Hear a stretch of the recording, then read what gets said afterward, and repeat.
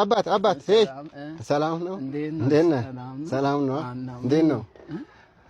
እዚህ አካባቢ ነህ እንዴ እዚህ ነኝ እዚህ አካባቢ ነህ ምከራይ ቤት ይገኛል እንደዚህ ቤት ፈለግ አዎ ቤት ፈልጌ ነው ይሄ ያንተ ነው መኪናው አዎ የኔ ነው እሱን ታውና አለ እንዴ እኔ አሁን ሰው ነኝ እንዴ ይሄ ገዝተህ ነው መኪናው አዎ ገዝቼ ነው ምከራይ ቤት እኮ ነው ጠየቅኩ ስለ መኪና ነው እንዴ አንተ በቃ እኔ ራሴን ባጠፋ ነው የሚሻለው ማለት ሰው አንተ በዚህ እኔ ታናሽ እኮ ነህ በዚህ ይሄ መኪና አለ እስከ ስንት ነው የምትከፍለው ቤት ብታገኝ አዎ አሪፍ ቤት ከሆነ እስከ 20 ለአንድ ወር አዎ እስከ 20 ወይ እስከ 30 ችግር የለውም ምን ነው ምን ሆነ ነው